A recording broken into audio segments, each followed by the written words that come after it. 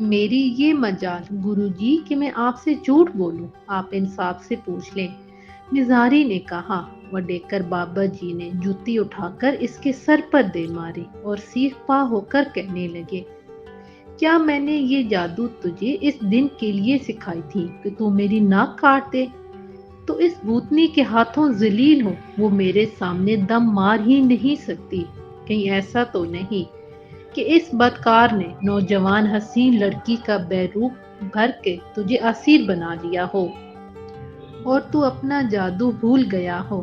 میں کچھ عرض کرنا چاہتا ہوں۔ شام مزاری نے انہیں غصے میں دیکھ کر اپنی بات ادھوری چھوڑ دی، تو اپنا منحوس چہرہ لے کر میرے سامنے آیا ہے۔ تجھے یہ جرت کیسے ہوئی؟ اب میں تیری صورت دیکھنا بھی نہیں جاتا، چل دور ہو، دفع ہو جا۔ تجھ میں ذرا برابر بھی شرم ہو تو یہاں قدم نہیں رکھنا۔ مزاری نے فوراً ہی ان کے پیر پکڑ لیے۔ क्षमा کر دیجئے مہاراج، نہیں، ہرگز نہیں، ناپکار، وہ گرج کر بولے۔ تو فضا میں ان کی آواز بجلی کی طرح کڑکی، میں تجھے بھولے سے بھی معاف نہیں کروں گا، تجھے نامرادی کی سزا مل کر رہے گی۔ بابا جی، مزاری ان کے آگے ہاتھ جوڑ کر گڑ گڑاتے ہوئے کہنے لگا، میں تو آپ کے گیان دہان کی دھول بھی نہیں ہوں، میں آپ کے پیر پکڑتا ہوں، بھگوان کے لیے میری لاج رکھ لیجئے۔ رنجیت سنگھ راؤ کو اس بدکار چڑیل بھوتنی کی کیسے رہائی دلوا دیجئے، اس کے بعد مجھ سے جو سلوک بھی کرنا چاہیں کریں، کڑی سی کڑی سزا دیں، میں اف تک نہیں کروں گا۔ مجھے اس بات کی بڑی شرمندگی اور خجالت ہے کہ اس بھوتنی پر قابو نہ پا سکا۔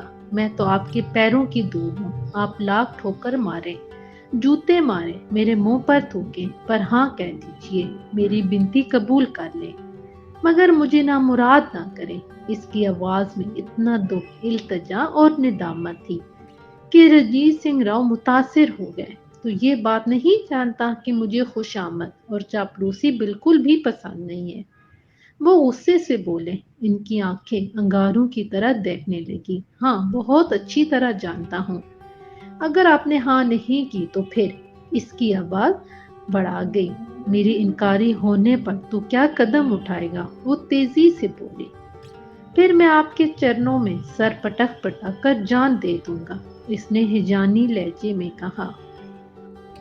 وہ بے حد جذباتی اور غم زدہ ہو رہا تھا۔ وڈیکر بابا پر اس کی آوزاری منت سماجت کا اثر ہونے لگا۔ اس کے چہرے پر نرمی کے تاثرات ابھرے تو رنجیت سنگھ راؤ نے محسوس کیا کہ اس کا دل جیسے پسیج گیا ہے۔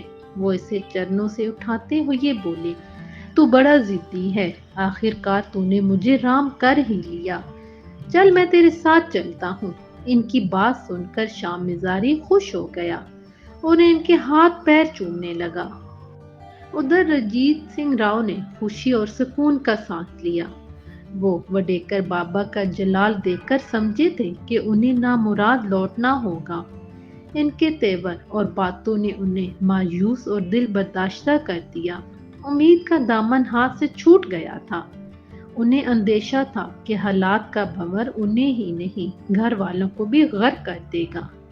ان کی جوان بیٹیاں کہیں صدمے سے خودکشی ہی نہ کر لیں۔ اخبارات میں آئے دن ایسی خبریں چھپتی رہتی تھی کہ لڑکیاں رشتہ نہ ہونے کے سبب ماں باپ کے منہ مانگا سامان نہ دینے پر سسرال والوں کے ہاتھوں تنگ آ خودکشی کر لیتی تھی، یا پھر سسرال میں کسی نہ کسی حلیے بہانے سے انہیں نظر آتش کر دیا جاتا تھا۔ ان کے پاس کسی چیز کی کوئی کمی نہ تھی۔ وہ لڑکیوں کی شادیوں پر منہ مانگا جہیز دے سکتے تھے۔ بات یہ تھی کہ کہیں رشتہ تو طے ہو اور وہ اپنے گھر کی ہو جائیں، لیکن یہ کالا جادو ان کی بیٹیوں کی شادی ہونے نہیں دیتا تھا۔ اگر شام مزاری اپنے گرو جی کی خوشامد نہ کرتا، ان کے پیر نہ پڑتا، تو وہ چلنے کے لیے تیار نہ ہوتے۔ رنجیت سنگھ راؤ نے یہ بات اچھی طرح سمجھ لی تھی کہ وہ بھوتنی یا چڑیل جو بھی ہیں، نہ صرف بے حد خطرناک بلکہ اس کی شکتی اتنی طاقتور ہے کہ مزاری بھی بے بس ہو کر رہ گیا تھا۔ ان کے پاس اتنا وقت نہ تھا کہ وہ کوئی اور مزاری تلاش کر سکے۔ شام میں زاری اپنے گرو جی کے ٹھکانے پر جاتے سمے یہ بات ان کے علم میں لایا تھا کہ وہ رات کو اپنے کمروں میں اکیلے نہ سوئیں، کیونکہ وہ چڑیل کسی کا بھی بیرو بھر آ سکتی ہے۔ اس کا توڑ یہ ہے کہ رات سوتے سمے رامائن سرہانے کی میز پر رکھ لیا کریں، پھر اس کا کوئی منتر آپ پر چل نہ سکے گا۔ اس کے علاوہ اپنی لڑکیوں سے بھی کہیں کہ کمرے میں رامائن ضرور رکھیں، الگ الگ کمروں میں نہ سوئیں، ورنہ وہ خوبصورت، وجیح اور دراز قد مرد کے روپ میں آ کر فریب دے سکتی ہے۔ شام زاری کی زبانیں یہ سن کر سبھی اندر ہی اندر کانپ گئے۔ اس نے یہ بھی بتا دیا کہ آپ کی دونوں بیٹیوں نے محبت میں جو فریب کھایا تھا، اس میں ان کا کوئی دوش نہ تھا، بلکہ کالے جادو کا اثر تھا جو آپ کے خاندان کے ایک شخص نے کیا تھا۔ وہ ان کی شادی ہونے نہیں دے رہا تھا۔ یہ سب سن کر انہیں بڑا صدمہ ہوا، لیکن وہ کچھ کہہ بھی نہیں سکتے تھے۔ بابا جی، میں آپ کا یہ احسان مرتے دم تک بھلا نہ سکوں گا۔ رنجیت سنگھ راؤ بھی انہیں ساتھ چلنے پر آمادہ دیکھ کر ان کے چرن چھوتے ہوئے سرشاری سے بولے، ہم تم پر اسی لیے دیا کر رہے ہیں کہ اس خبیث اور بدکار بھوتنی نے تم جیسے شریف اور سیدھے سادے انسان کو تنگ اور ہراساں کیا ہوا ہے۔ بابا جی بولے، وہ اپنے آپ کو سمجھتی کیا ہے، میں اس کا ناطقہ بند کر دوں گا۔ بابا جی غلط نہیں کہہ رہے تھے، لہٰذا آپ کسی بات کی چنتا نہ کریں، وہ بالکل بھی پریشان نہ ہوں۔ شام زاری نے انہیں دلاسا دیا، وہ بھوتنی میرے گرو جی کے سامنے دم نہ مار سکے گی۔ رنجیت سنگھ راؤ کی خوشی کی انتہا نہ رہی تھی، اندر ہی اندر ان کا من جیسے ناچ اٹھا تھا۔ انہوں نے دوبارہ ان کے چرن چھو لیے۔ بابا جی نے شام زاری کو نہ جانے کن کن چیزوں کی لمبی فہرست لکھوائی۔ رنجیت سنگھ راؤ کے پلے کچھ بھی نہ پڑا، تاہم وہ یہ سوچ کر خوش ہو گئے کہ بھوتنی کو قید کرنے کے سلسلے میں یہ ضروری سامان لانا ہوگا۔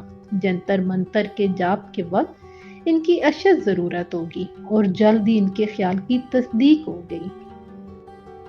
شام زاری نے ان کی نظروں کے سامنے فہرست لہراتے ہوئے کہا، گرو جی نے جو چیزیں لکھوائی ہیں، عمل میں ان سب کی ضرورت پڑے گی۔ کیا کیا ہیں یہ چیزیں؟ مجھے بتاؤ تاکہ میں اس کا فوری بندوبست کر کے جلدی سے فراہم کر دوں۔ رنجیت سنگھ راؤ نے کہا، آپ کے لیے ان کا حصول مشکل ہی نہیں بلکہ ناممکن بھی ہے۔ وہ کیوں؟ وہ حیرت سے بولے، اسی لیے کہ ان میں سب سے اہم تازہ مردے کی کھوپڑی ہے، اور 20 عدد بے حد سیاہ اور موٹے موٹے مرغوں کی ٹانگیں ہیں۔ اس کے علاوہ اور بھی سامان جو اس عمل میں لگے گا۔ اگر یہ سب چیزیں نہ ہوں تو پھر عمل ادھورا رہ جائے گا۔ شام زاری نے کہا، کیا آپ ان کا فوری بندوبست کر سکتے ہیں؟ میرے لیے تازہ مردے کی کھوپڑی کا بندوبست کرنا ناممکن ہے، 20 عدد بے حد سیاہ مرغوں کی ٹانگیں ملنا بھی ناممکن ہے۔ رنجیت سنگھ راؤ بے بسی سے بولے، میں نے کبھی یہ سامان کسی بھی دکان پر بکتے نہیں دیکھا۔ یہ سامان میں لا سکتا ہوں۔ شام زاری نے کہا، مجھے معلوم ہے کہ یہ چیزیں کہاں مل سکتی ہیں۔ آپ پریشان اور فکر مند نہ ہوں، آپ صرف رقم دے دیں۔ یہ تمام چیزیں خریدنے کے لیے کتنی رقم درکار ہوگی؟ رنجیت سنگھ راؤ نے دریافت کیا، کم از کم 80,000 روپے کا خرچ آئے گا۔ یہ تو میں مول تول کر لاؤں گا، ورنہ 23,000 روپے میں بھی مشکل ہے۔ شام زاری نے بتایا، یوں تو ہفتوں اور مہینوں پرانی کھوپڑیاں بھی مل جاتی ہیں، لیکن تازہ مردے کی کھوپڑی کا ملنا آسان نہیں ہے۔ رنجیت سنگھ راؤ کے جسم میں ایسی سنسنی دوڑی کہ ان کی نس نس میں لہو خشک ہو گیا۔ وہ جیسے کانپ اٹھے۔ انہیں خیال نہ رہا کہ روزانہ ایکسیڈنٹ میں جو لوگ مر جاتے ہیں، کیا انہیں دفنا کر ان کی کھوپڑیاں فروخت کی جاتی ہوں گی، یا جہاں مرنے والوں کا پوسٹ مارٹم ہوتا ہوگا وہاں مردوں کی کھوپڑیاں دستیاب ہوں گی۔ ان کی بلا سے انہیں یہ سب سوچنے، فکر مند اور پریشان ہونے کی کیا ضرورت ہے؟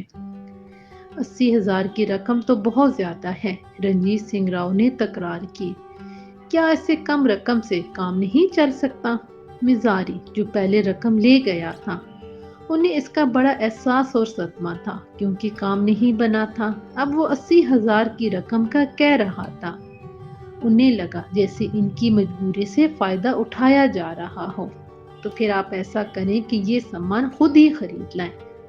شام مزاری نے ناگواری سے کہا، میں آپ کو دکان کا پتہ بتا دیتا ہوں، وہ شاید ₹1,00,000 میں بھی یہ سامان دینے سے رہا۔ تمہیں کیوں غصہ آ رہا ہے؟ وہ نرم پڑ کر بولے، اصل بات یہ ہے کہ کالا جادو بے حد خطرناک ہے، اس کے توڑ کے لیے یہ سامان ضروری ہے۔ شام مزاری نے کہا، چونکہ آقا رام نے آپ کی سفارش کی تھی، اسی لیے میں آپ سے مخلصانہ تعاون کر رہا ہوں۔ اس خریداری میں میرا کمیشن ₹10 کا بھی نہیں ہے۔ رنجیت سنگھ راؤ کو پریشان اور متذبذب دیکھ کر بابا جی کے چہرے پر ناگواری پھیل گئی۔ وہ تیز لہجے میں بولے، میں تمہیں 3 دن دے رہا ہوں، اس تمام سامان کا بندوبست کر لیا جائے۔ میں چوتھے روز رات کو تمہارے گھر پہنچ جاؤں گا۔ تم نے سامان کا بندوبست نہیں کیا تو پھر میں واپس آ جاؤں گا۔ یہ بات اچھی طرح سوچ لو کہ میں پھر کسی قیمت پر واپس نہیں آؤں گا۔ شام مزاری چاہے اپنی جان ہی کیوں نہ دے دے، کیونکہ اس طرح بار بار آنے سے میرا سکون برباد ہو جاتا ہے۔ میرے لیے سکون ہی شانتی اور دولت ہے۔ اصل بات یہ ہے کہ میں اس سامان کا بندوبست کیسے اور کیوں کر سکتا ہوں۔ رنجیت سنگھ راؤ نے اس فہرست پر نظر ڈال کر ان کی طرف سوالیہ نظروں سے دیکھا۔ یہ چیزیں اتنی عجیب و غریب ہیں کہ میری سمجھ میں نہیں آ رہی ہیں۔ تمہیں اس کی چنتا کرنے اور جھنجٹ میں پڑنے کی کوئی ضرورت نہیں۔ بابا جی بولے، اس کا انتظام شام مزاری کرے گا، تم اسے رقم دے دو۔ وہ پہلے ہی ان چیزوں کا بندوبست اور انتظام کر چکا ہے، اسے تجربہ ہے، وہ مول تول کر کے کم قیمت پر لاتا بھی رہا ہے۔ جی اچھا، جو حکم مہاراج کا۔ رنجیت سنگھ راؤ نے سر ہلایا، ان کے چہرے پر بے بسی ابھر آئی تھی۔ اب تو دونوں جاؤ، میری پوجا کا وقت ضائع ہو رہا ہے۔ بابا جی نے ان دونوں کو باری باری خشمگین نظروں سے گھورتے ہوئے کہا۔ رنجیت سنگھ راؤ نے سوچا کہ ان سے پوچھے کہ وہ اس کے غریب خانے پر کیسے پہنچیں گے۔ آپ نے تو میرا ٹھکانہ بھی دریافت نہیں کیا، اور نہ ہی شام مزاری نے بتایا، لیکن ان کے چہرے پر جلال دیکھ کر دل کی بات زبان پر لانے کی ہمت نہیں ہوئی۔ وہ اس بات سے سراسیمہ اور خائف ہو گئے، شاید یہ بات بے ادبی سمجھ کر انہیں ناگوار لگے۔ وہ خیر دماغ ہی نہیں بد مزاج بھی لگے تھے، حالانکہ بعض گرو جی اور سنیاسی بڑے نرم مزاج بھی ہوتے تھے، بڑی محبت اور پیار سے بات کرتے تھے۔ پھر وہ یہ سوچ کر خاموش ہو گئے کہ اس مہان ہستی کے لیے ان کا ٹھکانہ معلوم کرنا کچھ مشکل کام بھی تو نہیں ہے۔